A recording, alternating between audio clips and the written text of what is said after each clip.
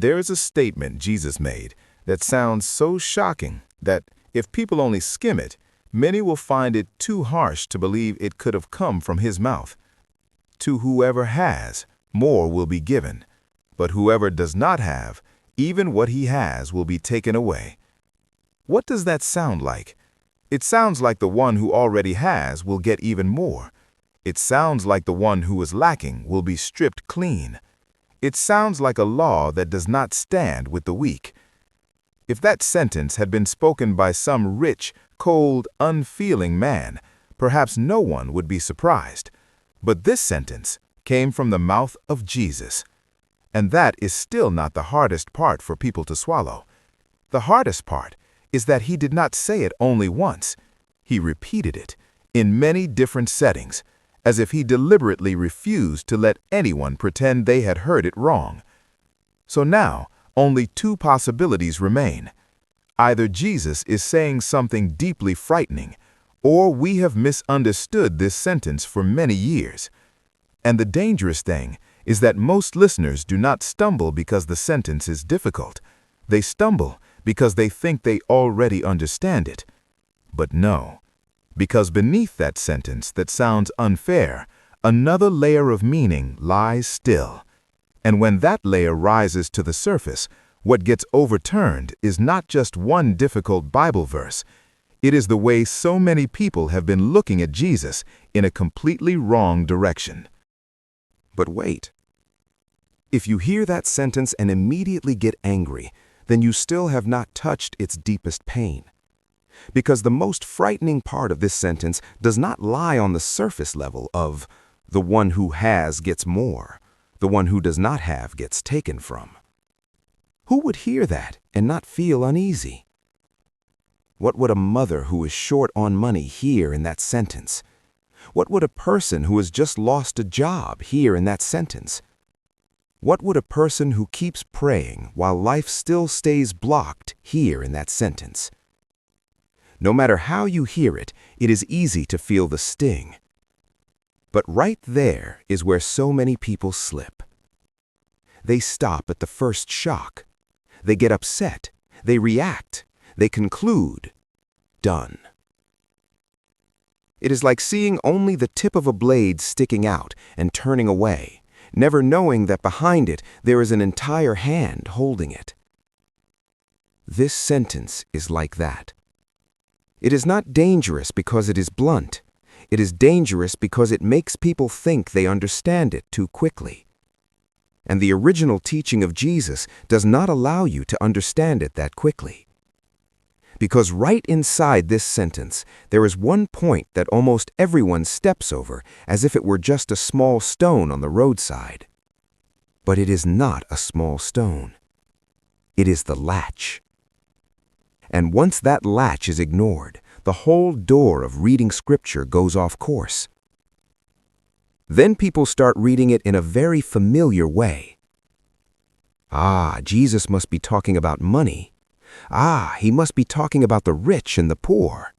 Ah, this must just be a hard saying. No. If that were all, this sentence would not have been repeated. If that were all, it would not have survived like a thorn in the mind of so many generations.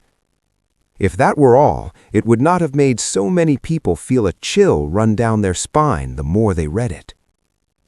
Because the real chill of this sentence does not lie in who has more than whom. The real chill lies somewhere else. There are things that when they fall into one person's hands, live. When they fall into another person's hands, they die. The same Word of God, the same opportunity, the same thing entrusted. One person touches it and it begins to flourish. Another person holds it and it goes outright in their hands. That is what is truly unsettling. Because now the question is no longer, why does Jesus sound harsh? The question begins to become, why is it that some people can hold something from heaven and still end up empty-handed? Why do some people hear the word and grow brighter the more they hear, while others hear so much that it becomes familiar to the ear, and inside they grow more numb by the day. Why is it that some people are entrusted with only a small thing, yet it opens an entire great door, while others are entrusted with so much and in the end bury it all? That is the point this sentence is creeping toward. Slow, cold, precise. It does not stop at the matter of unfairness. It is moving closer to exposing what is truly alive inside a human being. And what is frightening is that the first place exposed is exactly the place people have long believed they understood most clearly. And the first place people soften it is right in the most familiar word, talent. The moment they hear that, the mind automatically runs to talent, giftedness, a strong suit, personal ability, singing well, speaking well, leading well, being able to do something better than other people. And then that is it. The whole parable gets bent down into a very gentle reminder. Use whatever God has given you. Do not be lazy. Develop yourself. Live more usefully. Does that sound reasonable? It does. Reasonable enough to be suspicious.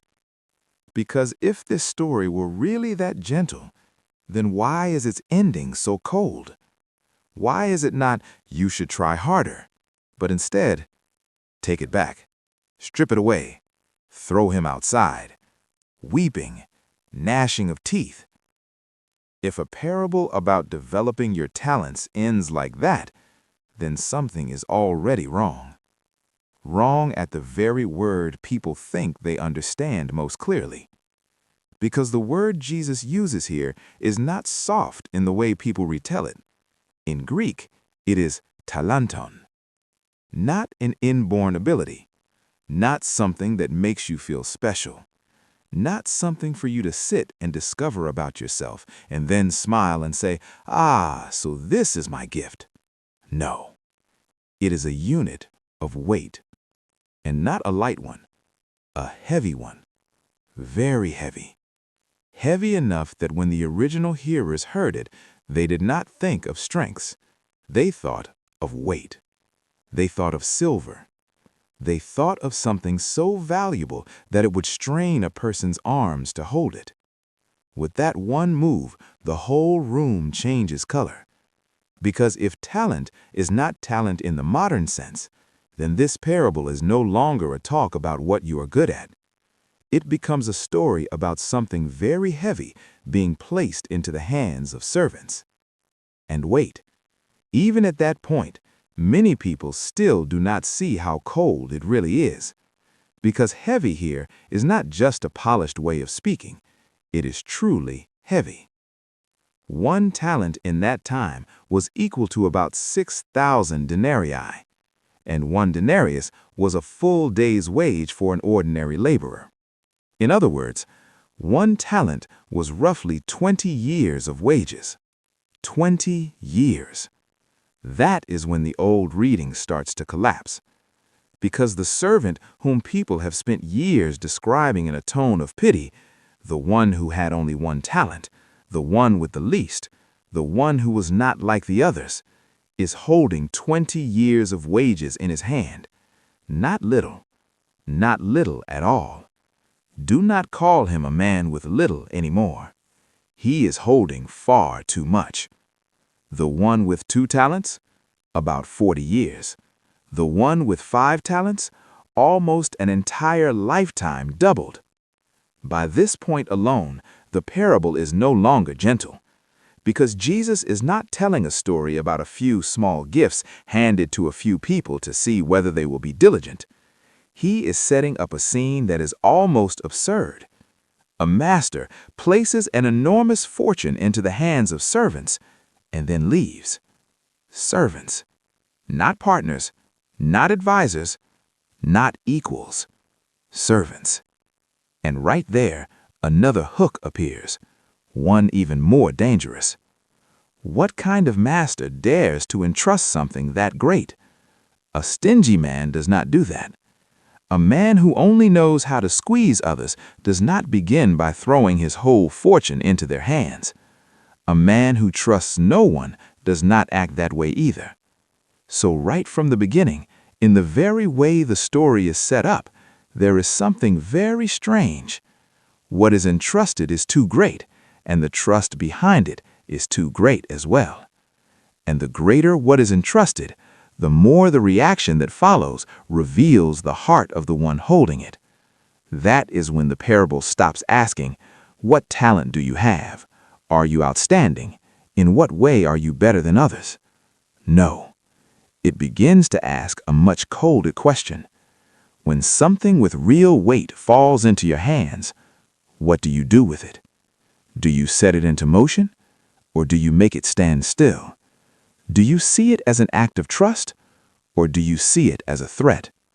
Do you let it come alive, or do you let it die right in your hands?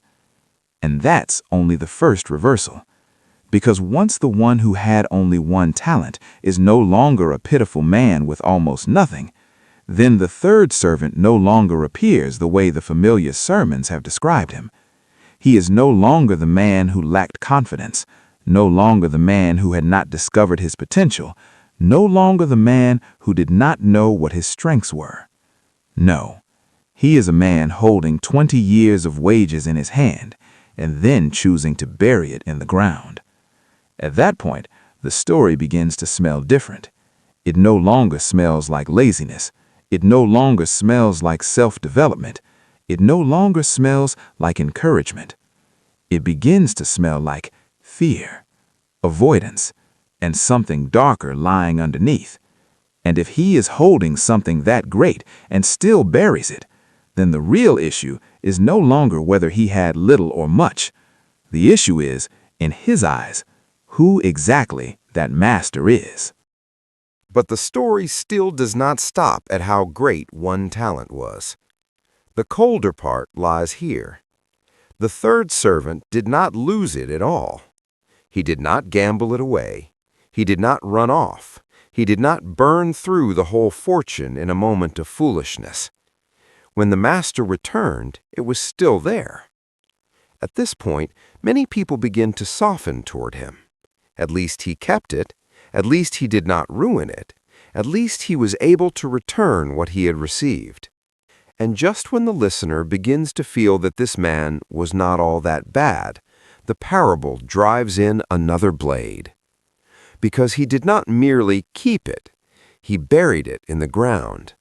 And to the ears of the Jews in that time, that detail was not as foolish as people imagine. It did not smell like destruction. It smelled like caution. That is where the coldness lies.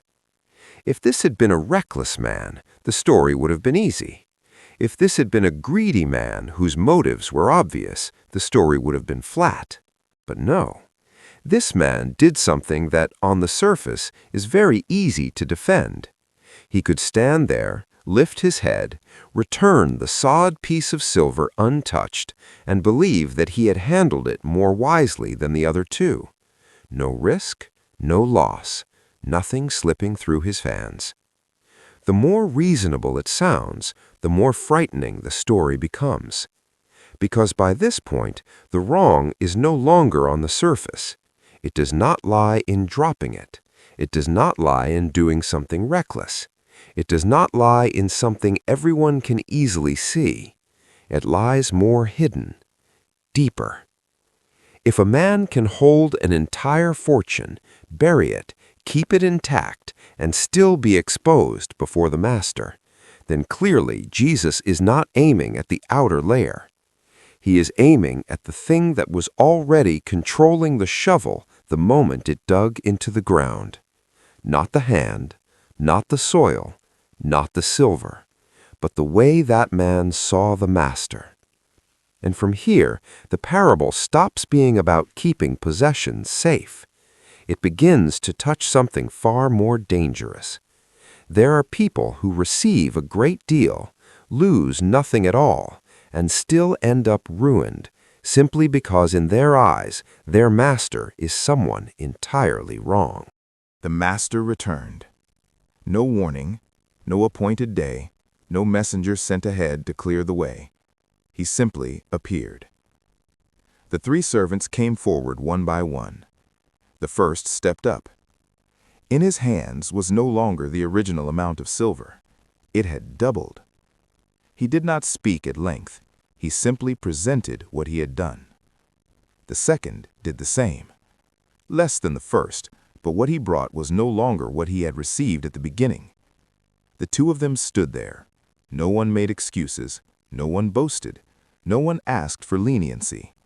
Only one thing was very clear. They had not allowed what was entrusted to them to lie dead in their hands. Then the 3rd servant stepped forward. He brought nothing more. No profit, no sign of movement, no trace that he had ever stepped out at all. He was still holding the same block of silver, untouched, clean, as though nothing had ever happened. And that is exactly where the atmosphere changed completely. Because the first 2 brought something that had come alive, the last one merely returned an object kept intact as if in a tomb. He began to speak, not first about the silver, not about the time that had passed. He spoke about the master. He spoke like someone who had stored that sentence in his heart for a very long time, that he was a hard man, that he was a man who only took, that he reaped where he had not sown, and that because of this, he was afraid. So he went nowhere. He tried nothing. He did not let that block of silver step out into the light. He only dug a hole, buried it, covered it back up, waited for the day the master would return. And now he stood there, holding out what he had buried, as if it were proof of wisdom. Here, what belongs to you. The room fell silent at that very point. Because now people begin to understand he did not remain still because he had nothing in his hands. He remained still because, in his mind, the one standing before him was someone entirely different. Not the one who had trusted him enough to place an entire fortune in his hands. Not the one who had put into his hands an opportunity greater than his strength. In his mind, this was a frightening man. And when a person sees his master that way, everything afterward changes shape. What is given no longer looks like trust. It looks like a trap. Opportunity no longer looks like a doorway. It looks like a sentence hanging over his head. So he did the only thing he thought was wise: bury it. That is the moment the story stops sounding like a story about money. It begins to become a story about eyes. The same master, 3 people receiving from him. 2 saw something that made them step forward. 1 saw something that made him want only to draw back. And that distance is what pulls the whole story into its darkest place. At this point, I kept thinking the master would cut in at once and say, "You have misunderstood me." But no, he does not clear himself. He does not defend himself. He does not waste time correcting the image the servant has just thrown over him. He looks straight at him, then says a very heavy sentence: "You wicked and lazy servant." When I reached that line, I stopped. Because honestly, before this sentence, there is still something that makes people want to defend him. At least he did not lose the silver. At least he dug it up and returned it in full. At least he was not the kind who ruined everything and ran away. But the master cuts off that road completely. He does not call him weak. He does not call him timid. He does not call him clumsy. He names exactly what is lying underneath the outer layer in the shortest way possible: wicked. Then he drives in one more blade: lazy. This is where it really hurts. Because what the servant has just said sounds, at first glance, fairly reasonable. He says he was afraid, and when a person is afraid, he draws back. That is easy to understand. Hearing that, anyone can easily soften a little. But the master does not accept that word afraid in the way the servant wants him to. He turns it around immediately. In essence, if you truly believed I was the kind of man you just said I was, then at the very least you should have done the smallest possible thing. You should have deposited my silver with the money changers, so that when I returned I would have received back mine own with interest. At this point, there is no way left to resist, because the master does not need to prove whether he is kind or not kind. He only needs to point out one very simple thing. Even within his own logic, the servant still does not stand. If he were truly afraid, he would have had to act. If he truly believed that one wrong step would cost him, he could not possibly have remained still. If he truly trembled that much, then at the very least he should have chosen the lowest risk way for the money to produce even a little more. But he did nothing at all. He did not try. He did not deposit it. He did not work around the problem. He did not move. Which means the sentence, "I was afraid," sounds like a reason, but when you look closely, it is only a curtain thrown over something else. Only here did I begin to see that the coldness of the parable does not lie in the block of silver buried in the ground. It lies in the fact that a person can keep everything outwardly intact, while inwardly he is already gone bad long before. The hole in the yard is only the last part. It is not the beginning. The beginning is that in his mind he already had another face for the master, a face that was hard, severe, only waiting to catch a fault. And from there, everything afterward naturally became distorted. What was placed into his hand no longer looked like trust, it became pressure. The time of the master's absence no longer looked like opportunity, it became a period of waiting for judgment. Even standing still began to take on the appearance of wisdom. That is the part I find most disturbing in this passage, not because he did something especially monstrous, but because he did something that outwardly is very easy to sympathize with. Keep it carefully, keep it intact, keep it from being lost. It sounds so ordinary, and that very ordinariness is what makes it frightening. Because some things do not die in noise. They die very neatly, very cleanly, very reasonably. By that point, the first two servants almost don't need to say anything more. They stand there carrying the marks of movement. The silver in their hands is no longer the cold block it was when they first received it. It has passed through risk, through decisions, through days of not knowing what the outcome would be. But this man brings back an object so untouched that it has become useless. No sweat, no trace of a long road, no mark of collision. What was entrusted went down into the ground one way, and it came back almost exactly the same. And it is precisely that exactly the same that exposes him. Then the command falls, "Take the talent from him." When I got to this line, I understood why so many people stumble over it. The first reaction is very natural. At least he still kept it. Why take it away, too? But the story does not let us hide inside that familiar feeling of fairness. What has lain too long in the hands of a person who refuses to let it live will not be allowed to remain there forever. The block of silver is transferred to the one who already has 10 talents. And just as the original story says, a protest rises at once, but he already has 10. I think this part strikes something deeply human in us. We always want to leave at least something for the one who has just lost. We want to leave it as it is. We want to go easy. But the master does not do that. He does not allow the block of silver to keep lying in the hands that have turned it into something motionless. He tears it away. He moves it somewhere else. And that's when the third servant truly becomes empty-handed. Not when he dug it up out of the ground, not when he opened his mouth to defend himself, but when the thing he had clutched for so long was taken out of his hands. Then the final sentence falls, and there is nothing left to argue. That man is thrown outside, out of the house, out of the light, out of the place before his master.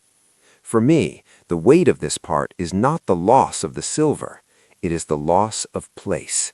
Standing so near, holding so much, speaking so reasonably, and yet in the end he goes outside into the darkness. There is nothing left but weeping and gnashing of teeth. It is only here that I began to see this story does not end at the hole in the ground, because Jesus did not say that line only once. He had already said it before. For whoever has, to him more will be given, and he will have abundance. But whoever does not have, even what he has will be taken away. Matthew 13:12. When I read that, I honestly shuddered, because Matthew 13 is not about silver. There is no master going away. There are no 3 servants standing there waiting to be called to account. There are only people listening to Jesus speak. And yet he declares that exact same principle. What does that mean? It means not only silver can be buried, a word can be buried too. One person hears, and something inside opens wider. Another hears that exact same sentence, then lets it lie there dead in his mind. There are people who hear one verse of Scripture, then go home and begin to change, not loudly, not in a way anyone has to notice, but something moves. That same verse falls into someone else's ear, and that is the end of it. They still remember it, they can still repeat it, but nothing comes alive. That is the part that chills me, because losing something does not always begin with some dramatic collapse. Many times it looks exactly like that servant, still intact, still kept there, still able to be spoken about, only now there is no breath left in it. Then Jesus says that line one more time. I tell you that to everyone who has, more will be given, but from him who does not have, even what he has will be taken away. Luke 19:26. This time the setting is different again. It is no longer the crowd hearing a parable like in Matthew 13, and it is not the exact same frame of the 3 talents in Matthew 25 either, but the principle is still exactly the same. By the time you read this, there is no way left to say this is just one isolated, hard saying. No, Jesus is saying the same thing again and again. Something received and brought into life opens into more. Something received and then left alone does not stay still the way we think it does. I see this in real life so clearly that it is hard to deny. Some people are entrusted with just a small task. They do it right away, clumsily maybe, but from that step, something else opens. Someone else sees that same door. They hold back just to be safe, wait a little longer, think a little more, try to time it perfectly, and after a while, they do not even see that door anymore. Some people once read a verse of Scripture and knew very clearly, I need to change this one thing, clearly enough that they could not sleep in peace. But because they never touched it, a few months later, the verse is still there on the page, while inside it has already gone cold. Some people once had real compassion. They truly wanted to do one kind thing. Then, because they kept leaving it there, in the end, all that remained were a few beautiful-sounding words. This is the part that is truly frightening. Not because people commit some openly obvious evil, but because many things die very quietly, so quietly that even the one holding them still thinks they are alive. Then, when it moves into the final judgment, Jesus strikes that same point again. For I was hungry, and you gave me food. I was thirsty, and you gave me drink. Matthew 25:35. And on the other side are those who did nothing at all. It is not that they stood there murdering people. It is not that they were tearing down the temple. It is not that they were doing some horrible thing everyone could clearly see. They simply did nothing. When I read that, I felt the story close its circle in a brutal way. That servant was the same. He did not destroy it. He did not burn it. He did not spend it all away. He simply did nothing with what was in his hand. And that was enough. So at this point, this is no longer just the story of the third servant. It crawls straight toward the person listening. A word that once struck you, something you once knew you were supposed to do, a door that once opened very clearly, something God once placed into your hands. Where is it now? Is it still alive, or is it still sitting there, unchanged but long since gone cold? At this point, I do not think there is any way left to push this story back onto a servant who lived 2,000 years away from me. It has come too close now. At first, it was a block of silver. Then, a saying that sounded very cold. Then, a hole in the ground. Then, a word of self-defense. Then, a master seen through the wrong face. And in the end, everything comes back to this exact point. What is lying in a person's hands right now that was meant to live, but now only lies still? I think the most frightening part is not when the block of silver is taken away. It is not even when the servant is cast outside. The most frightening part comes much earlier. It comes at the moment when he is still standing inside the house, still holding what had been entrusted to him, still speaking in a way that sounds perfectly reasonable, still believing he has done nothing wrong. That is the truly chilling place. Because there are people who lost many things long ago and still think they are holding on to everything. A word from God that once struck the heart, something they once clearly knew they had to do, a door that once opened right in front of them, a responsibility that was once placed into their hands. They did not throw it away, they did not deny it, they did not smash it apart. They simply left it there. And over time, it stopped breathing. That is the part of this story that does not let me rest. Because outwardly, many things still look untouched. You can still remember the verse. You can still retell the moment when God once touched you. You can still say what it was you once realized. But being able to retell it does not mean it is still alive. Being able to keep it does not mean it is still being used. Still intact does not mean still useful. And perhaps that is why the words Jesus speaks sound so cold.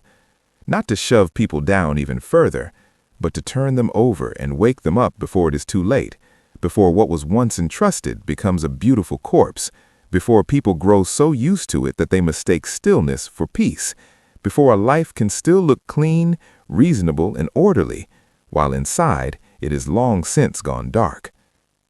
So in the end, the question is no longer how blameworthy the third servant was. The far harder question is this: what is in your hands right now that God placed there a long time ago and you still have not been willing to bring to life? And if that place just touched you, do not let it drift past like a story you heard once and then moved on from. Because there are some things that even while we still think we are holding on to them, have already begun to slip out of our hands.